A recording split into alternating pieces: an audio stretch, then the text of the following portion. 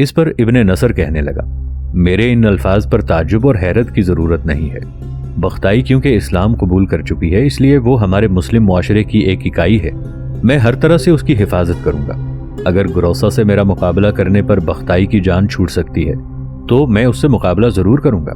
बरकाई ने अपनी जगह से उठकर इब्ने नसर को गले लगा दिया। कहने लगा, तुमने मेरी सारी परेशानियां मिटा के रख दी हैं। मैं समझता हूं अब मैं गुज़श्ता कई हफ्तों से जिस अजियत में मुब्तला हूं उसके खात्मे का वक्त करीब आ गया है। इब्ने नसर मेरे भाई, अगर तू तेगजनी के मुकाबले में गुरोसों को ज़ेर कर लेगा तो मेरा भाई बातो बख्ताई तुम्हारे हवाले कर देगा। बरकाई खान के इन अल्फाज पर उमैर बिन नसर की गर्दन झुक गई। कहने लगा, बरकाई मेरे भाई, इस सिलसिले में मेरे लिए एक मुश्किल भी है। अगर मैं गुरोसों से मुकाबला जीतता हूँ और बख्ताई को मेरे हवाले कर दिया जाता है तो मैं डरता हूँ जो राज मेरे सीने में है उसकी खबर अगर बख्ताई को हो गई तो हमेशा के लिए मुझसे रूठ जाएगी, मुझसे नफरत करने लगेगी, और मैं ऐसा नहीं चाहता। बरकाई फिक्रमंद हो गया। कहने लगा, खुलकर कहो, तुम क्या कहना चाहते हो? इस पर उमैर बिन नसर फिर बोल पड़ा, अब मोहतरम बरकाई, मामला कुछ इस तरह है कि गर्जिस्तान की मलिका रोसौदान की एक बेटी है, नाम उसका थिमर है। थिमर अपने हुस्न जमाल और खूबसूरती में जवाब नहीं रखती। वो मुझे पसंद करती है, मैं भी उसे चाहता हूँ। मामला कुछ यूँ है कि हम लोग जब सामान तिजारत लेकर गर्जिस्तान का रुख करते हैं तो मलिका रोसौदान के मरकजी शहर कस्बक में क़याम करके तिजारती माल का लेन देन करते हैं। इसी तिजारती माल के लेन देन के दौरान एक बार मेरी मुलाकात थिमर से हुई और वहीं से मोहब्बत का आगाज़ हो गया। ये आगाज़ थिमर ही की तरफ से हुआ था। उसने पहले मुझ पर अपनी चाहत और मोहब्बत का इजहार किया, फिर आहिस्ता आहिस्ता मैं भी उसकी तरफ खिंच गया। अब थिमर इस्लाम कबूल कर चुकी है, वो भी सिर्फ मेरी खातिर, जबकि उसकी माँ रोसोदान नसरानियत की पैरोकार है। थिमर अब इस्लाम कबूल करने के बाद मेरे साथ ज़िंदगी बसर करना चाहती है। मैं थिमर को छोड़ना भी नहीं चाहता। अगर मैं उसे छोड़ता हूँ तो वो अपनी माँ रोसोदान के रहमो करम पर होगी, जबकि रोसोदान एक इंतहाई बदकिरदार औरत है। मैं नहीं चाहता कि उसकी बेटी थिमर भी उसकी चुंगल में फंसकर उसी जैसी हो जाए, लिहाजा मैं हर सूरत थिमर को अपनाना चाहता हूँ। मुझे अंदेशा है कि तुम्हारी भतीजी बख्ताई किसी भी सूरत में इस मामले को पसंद नहीं करेगी। उमैर बिन नसर जब खामोश हुआ तो हल्की हल्की मुस्कुराहट में बरकाई बोल उठा, ये तो कुछ भी नहीं, मैं तो समझा था शायद कोई बहुत बड़ा और पेचीदा मामला होगा। इब्ने नसर मेरे भाई, एक मुसलमान मर्द बैक वक्त 4 शादियां कर सकता है, लिहाजा तुम बख्ताई के अलावा थिमर को भी अपनाना चाहो तो मैं तुम्हें जमानत देता हूँ। बख्ताई को इस मामले में कोई एतराज़ नहीं होगा। बरकाई के इन अल्फाज से इब्ने नसर खुश हो गया। कहने लगा, अगर ये मामला है तो मैं एक नहीं बैक वक्त दोनों कब्रसी नाइटों से टकराने के लिए तैयार हूँ। जवाब में बरकाई कहने लगा, सुनो इब्ने नसर, जिस मौजू पर मैं तुमसे गुफ्तगू करना चाहता था वो तो हो चुका। अब मैं अपने भाई बातों की तरफ जाता हूँ। अभी और इसी वक्त उस पर इंकशाफ करता हूँ कि उसकी बेटी और मेरी भतीजी बख्ताई उमैर बिन नसर नाम के अरब ताजिर को पसंद करती है, लिहाजा वो अपने शाहर की हैसियत से गुरोसों को कबूल करने से इनकार करती है। मंगोलों में जब ऐसा मामला दरपेश हो तो इस मामले का फैसला करने के लिए मुकाबला करवाया जाता है, लिहाजा बातो तुम्हारे और गुरोसों के दरमियान मुकाबला करवाएगा और मैं चाहता हूं कि वो मुकाबले की तारीख कल ही मुकर्रर करे। इसके बाद मेरे भाई, तुम मुकाबले के दौरान गुरोसों को तेगजनी का ऐसा हाथ दिखाना कि वो शिकस्त तस्लीम करने पर मजबूर हो जाए। यहाँ तक कहने के बाद बरकाई रुका, फिर वो गुफ्तगू को आगे बढ़ाते हुए कह रहा था, तुम्हारी आमद से थोड़ी देर पहले मेरी भतीजी बख्ताई यहाँ मेरे पास बैठी हुई थी और मैं उसे तुम्हारे मुतालिक तफसील बता रहा था। मेरे ख्याल में तुम बैठो, मैं अपने भाई बातों की तरफ जाता हूँ। इस पर उमैर बिन नसर भी उठ खड़ा हुआ। कहने लगा, नहीं ऐसा नहीं बरकाई मेरे मोहतरम भाई, तुम अपने भाई की तरफ जाओ, मैं भी अपने खैमे में जाकर आराम करता हूँ। तुम बातों से बात कर लो, इसके बाद वो जो भी फैसला करेगा उसके लिए मैं तैयार हूँ। बरकाई ने उमैर बिन नसर की तजवीज़ से इत्तफाक किया। दोनों खैमे से निकले। बरकाई तो अपने भाई बातों के योरत की तरफ चला गया, जबकि उमैर बिन नसर अपने खैमे का रुख कर रहा था।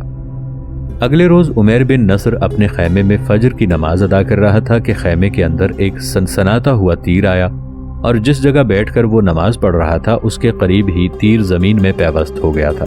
उमैर बिन नसर ने नमाज मुकम्मल की, फिर जमीन में पैवस्त होने वाले तीर की तरफ देखा। वो दंग रह गया, इसलिए कि तीर के साथ एक कपड़ा बंधा हुआ था, जिसकी वजह से उमैर गहरी सोचों और तफक्कुरात में डूब गया था। फिर आगे बढ़ा, तीर खींचकर उसने निकाला।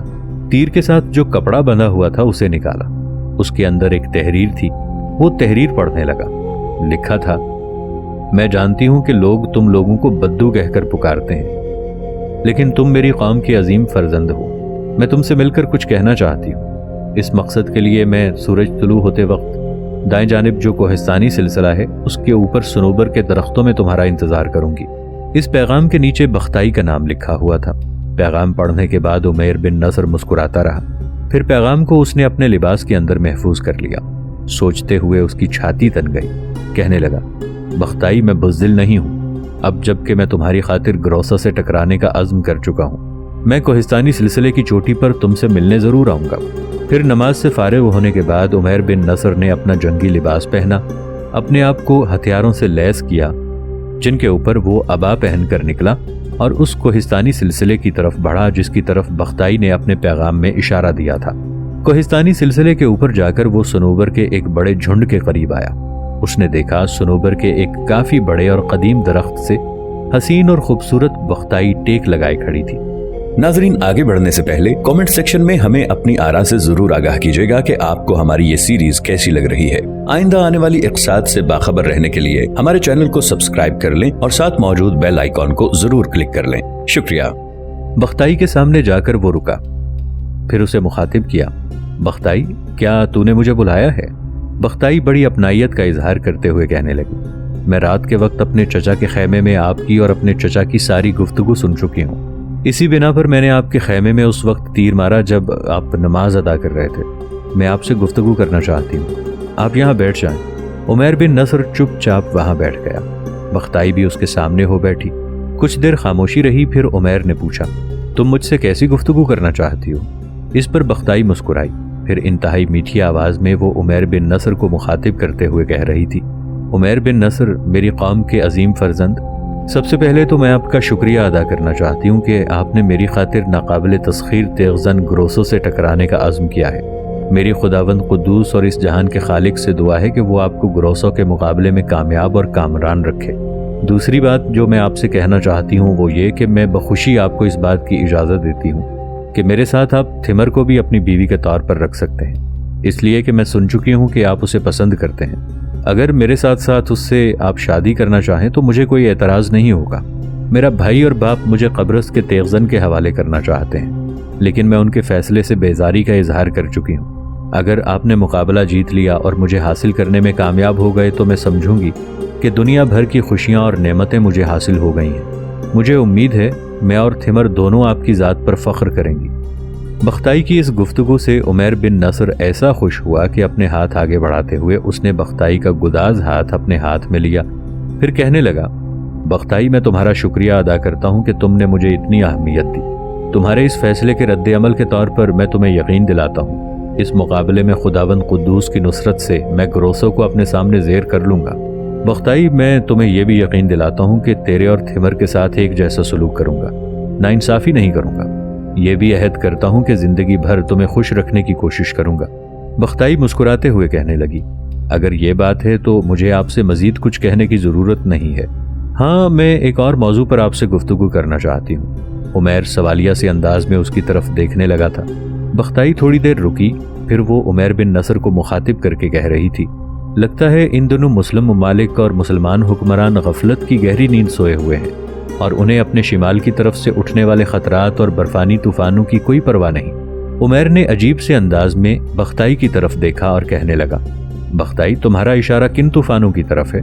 بختائی فکر مند لہجے میں کہنے لگی، جس وقت چنگیز خان مسلمان علاقوں پر حملہ آور ہوا تھا اس وقت بھی سارے مسلمان غفلت کی گہری نیند سوئے ہوئے تھے، جس کا فائدہ اٹھاتے ہوئے چنگیز خان نے اپنی پوری خونخواری کا مظاہرہ کرتے ہوئے مسلم شہروں کو نیست و نابود کیا اور ان گنت حکمرانوں اور والیوں کو ان کی حکومت سے بے دخل کر کے رکھ دیا۔ اب شمال کے برفزاروں سے ایک بار پھر مسلمانوں کے لیے ادبار کی گھٹائیں اٹھنے لگی ہیں۔ مسلمان چنگیز خان جیسے خونخوار اور بڑے حادثے کو دیکھنے کے بعد بھی نہیں سنبھلے۔ چنگیز خان کی خونخواری اور بربادی اپنی آنکھوں کے سامنے دیکھنے کے بعد بھی مسلمان حکمرانوں نے اتحاد اور اتفاق پیدا نہیں کیا اور آپس میں ہی ایک دوسرے کے ساتھ کشمکش میں مصروف ہیں۔ یہ خبریں ہمارے پاس آئی ہیں، ان کے مطابق مسلمانوں کی انہی نا اتفاقیوں کی وجہ سے منگولوں کے موجودہ خاقان منگو خان کا بھائی ہلاکو خان اپنے دادا چنگیز خان کے نقش قدم پر چلتے ہوئے مسلمانوں کے علاقوں پر حملہ آور ہونے کی ٹھان چکا ہے۔ اگر مسلمان اسی طرح نا اتفاقی اور غفلت کا شکار رہے تو مجھے ڈر ہے کہ منگو خان کا بھائی چنگیز خان سے بھی بڑھ کر مسلمانوں کی بربادی کا باعث بنے گا۔ بختائی کی یہ ساری گفتگو سن کر عمیر خاموش ہو گیا تھا، اس کی گردن جھک گئی تھی۔ بختائی پھر بول اٹھی، عمیر میرے حبیب، میں تم پر ایک اور انکشاف بھی کروں۔ مسلمانوں کے مقابلے میں اہل یورپ بیدار ہیں۔ اس سے پہلے انگلستان کے حکمرانوں نے ایک راہب میخائیل کو منگولوں کی جاسوسی کے لیے روانہ کیا تھا، اور اب فرانس کے بادشاہ نے منگولوں کی جاسوسی کے لیے ایک راہب جس کا نام ولیم ہے اسے روانہ کیا ہے۔ اسے تم دیکھ بھی چکے ہو۔ ان دنوں یہ ہمارے شہر میں قیام کیے ہوئے ہیں۔ میرے خیال میں وہ چند روز تک منگولوں کے مرکزی شہر کی طرف جانے کے لیے مشرق کی طرف رخ کرے گا۔ یہ راہب ان دنوں میرے بھائی سرتاق کے ساتھ بہترین انداز میں تعلق استوار کرنے کی کوشش کر رہا ہے۔ یہاں تک کہنے کے بعد بختائی رکی، پھر وہ دکھ بھرے انداز میں کہہ رہی تھی، کاش یورپ کے حکمرانوں کی طرح مسلمانوں نے بھی منگولوں پر گہری نظر رکھی ہوتی۔ ان کی طاقت اور قوت کا اندازہ لگانے کے لیے انہوں نے بھی راہب میخائیل اور راہب ولیم کی طرح اپنے جاسوس منگولوں کی طرف روانہ کیے ہوتے۔ ہائے حیف، مسلمانوں نے اس طرف کوئی دھیان نہیں دیا۔ شاید انہیں اپنی ملت کی بہتری اور اپنے قوم کی یکجہتی کا کوئی خیال ہی نہیں ہے۔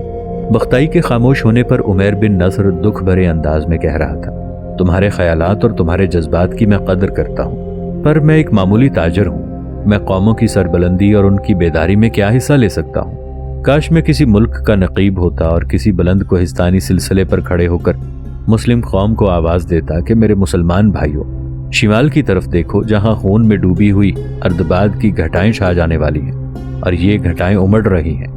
کاش میں اس قابل ہوتا کہ اپنے مسلمان بھائیوں کو مخاطب کر کے کہتا، دھرتی کے امینوں، قبل اس کے کہ تمام بستے شہر مقبرے، تمام بستیاں کھڑر، آباد راستے سنسان اور بے تقصیر خطا کار ہو جائیں، تم رد جفا رد بلا بن کر اٹھو، تاکہ بجھتی شموں کی تابندگی، تکبیروں کی صداؤں اور اذانوں کی آوازوں اور صبح کی آزادی کے قافلوں کی حفاظت کی جا سکے۔